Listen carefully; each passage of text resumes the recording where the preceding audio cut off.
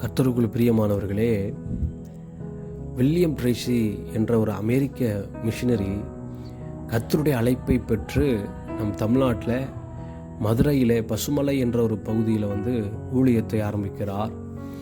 அங்கே ஊழியம் செய்கிறார்.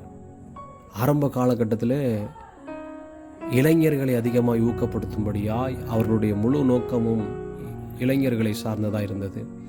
அவர்களை உருவாக்க வேண்டும், அவர்களை கிறிஸ்துவுக்குள் வழிநடத்த வேண்டும் என்று. பின் காலகட்டங்களிலே அவருடைய தரிசனம் தேவன் கொடுத்திருக்கிற ஒரு இறையியல் கல்லூரியாக மாற்றப்பட்டது. ஒரு பைபிள் காலேஜ் ரெடி பண்ணணும், அது இலவசமான கல்வியாய் பிள்ளைகளுக்கு கொடுக்க வேண்டும் என்று விருப்பப்பட்டு எத்தனையோ வாலிபர்களுக்கு எத்தனையோ ஊழியர்களை உருவாக்குகிற பணியிலே அவர் ஈடுபட்டார். அந்த நாட்களிலே மிகப்பெரிய நோயினால் பாதிக்கப்பட்டு மீண்டும் தன்னுடைய சொந்த தேசமாகிய அமெரிக்காவுக்கு சென்று அங்கே ட்ரீட்மெண்ட்லாம் எடுத்து சரியாகி சில நாட்களுக்கு பின்பதாக மீண்டும் மதுரை தன்னுடைய ஊழியத்தை தொடங்கி கிட்டத்தட்ட 22 வருட காலமாய் அங்கே ஊழியம் செய்து 250 ஊழியர்களை, இளம் ஊழியர்களை உருவாக்கி 80வது வயதில் தன்னுடைய ஓட்டத்தை முடித்தார். இதில் என்ன இதிலிருந்து நமக்கு கற்றுக்கொள்கிறோம் என்றால், வாழ்க்கை வாழ்கிறது என்பது பெரிதல்லைங்க. ஏதோ நான் வாழ்கிறேன், மற்றவங்களை போல நான் இல்லை என்பதனால அல்லங்க. வாழ்வு கொடுத்த தேவனுக்காக உங்களுடைய வாழ்க்கை பயன்படுகிறதா?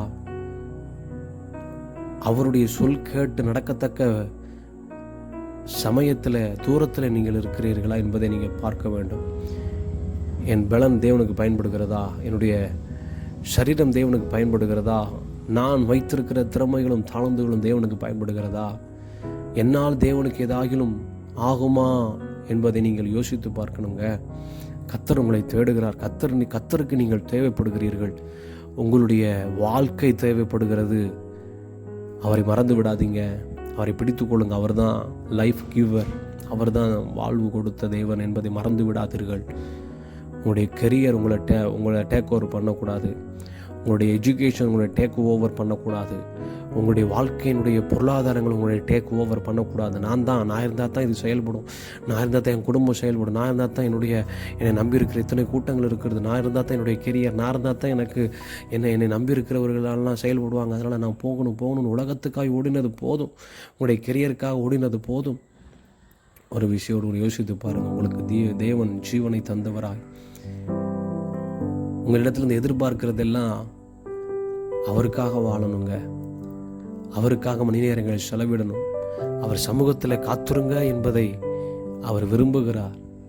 விட்டு விடாதீருங்க. இந்த வில்லியம் ட்ரேசியை போல வாழ்கிறது பாருங்க. தன்னுடைய 22 ஆண்டுகள் அதற்காக பயன்படுத்தியிருக்கிறாருங்க. 250 ஊழியர்களை உருவாக்குகிறதற்கு 22 ஆண்டுகளை கர்த்தருடைய ஊழியத்திற்கென்று பயன்படுத்தியிருக்கிறார். எனவே நம்முடைய வாழ்வு, இதுவரைக்கும் நீங்கள் வாழ்ந்த வாழ்க்கையில் எத்தனை ரட்சிக்கப்பட்டிருக்கிறார்கள், எத்தனை பேருக்கு சுவிசேஷம் அறிவித்திருக்கிறீர்கள், எத்தனை பேரை தேவனடையில் சேர்த்திருக்கிறீர்கள், எத்தனை முறை நாம் தேவனுக்கு பிரியமாய் நடந்திருக்கிறோம் என்பதை யோசித்து பாருங்கள். தேவனை வருத்தப்படுத்தாதபடி, தேவனை கோபப்படுத்தாதபடி நம்முடைய வாழ்வு அமையட்டும். அவர் விரும்புகிற சுகந்த வாசனையாக நம்முடைய வாழ்க்கை ஓட்டங்கள் இருக்கட்டும். நினைத்து பாருங்கள், சரி செய்து கொள்ளுங்கள். அவருடைய நோக்கத்தை நிறைவேற்ற நம்ம எதற்காக தெரிந்து கொண்டாரோ அதை நிறைவேற்றுவதற்கு ஒப்பு கொடுங்க. நம்முடைய வாழ்வு சுவாரஸ்யமாய் மாறும் என்பதில் சந்தேகமில்லை. தேவன் நம்மை ஆசீர்வதிப்பாராக.